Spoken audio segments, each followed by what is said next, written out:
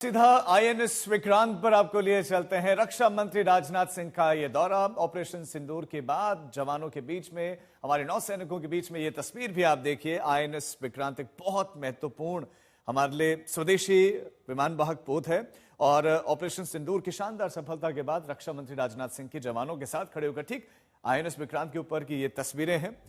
अपनी रणनीतिक क्षमता, अपनी ताकत का लोहा मनवाया है और ये तस्वीरें भी आप देख रहे हैं। मंजीत नेगी भी हमारे संवाददाता हमारे साथ हैं। ऑपरेशन सिंदूर के बाद ये जवानों का हौसला अफजाई के लिए बहुत महत्वपूर्ण दौरा, क्या क्या कार्यक्रम रहने वाले हैं मंजीत?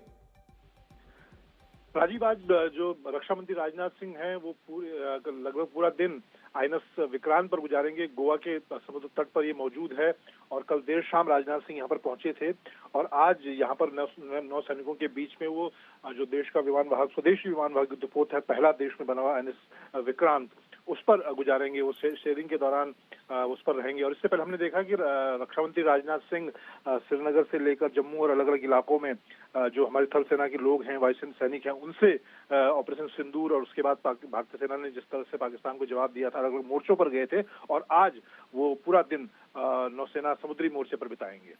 मंजीत, दर्शकों को बताएं कि आईएनएस विक्रांत की ऑपरेशन सिंदूर में क्या भूमिका रही?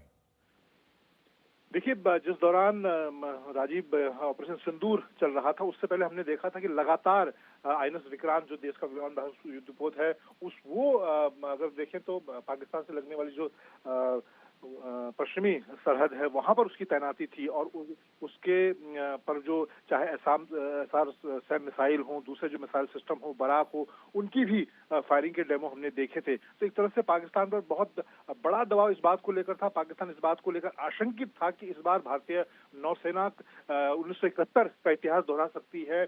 कराची जो उसका सबसे बड़ा सैन्य बंदरगाह है, उस पर हमला बोल सकती है। तो एक बड़े रणनीतिक तौर पर, दबाव के तौर पर आईएनएस विक्रांत की भूमिका रही है, क्योंकि इस वक्त भारत के पास 2 विमान वाहक युद्धपोत हैं, लेकिन आईएनएस विक्रांत जो कि देश में बना हुआ विमान वाहक युद्धपोत है, जिसमें ब्रह्मोस मिसाइल से लेकर बराक और तमाम तरह की मिसाइलें लगाई गई हैं, वो जब पाकिस्तानी सरहद पर तैनात था, तो ऐसे में निश्चित तौर पर ऑपरेशन सिंदूर के दौरान पाकिस्तान को ये डर लगातार बना रहा।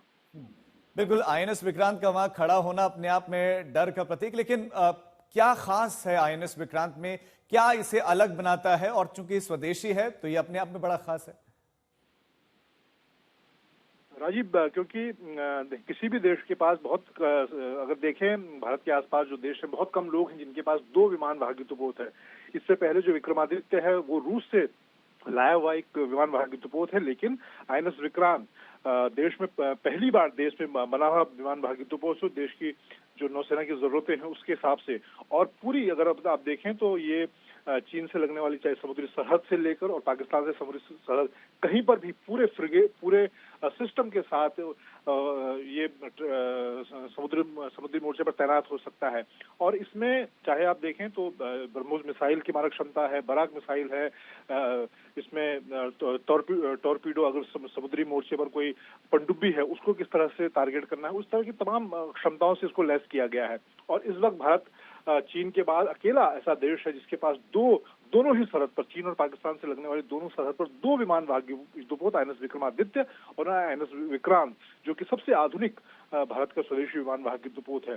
और कई मायनों में, चाहे उसके संचार प्रणाली को आप देखें, उसके surface to surface, surface to air, तमाम तरह की जो उसकी मिसाइलें हैं, मारक क्षमता है, वो उसको नौसेना की ताकत को कई गुना बढ़ाने का काम करता है। जी मंजीत, बहुत शुक्रिया आपका इस तमाम जानकारी के लिए।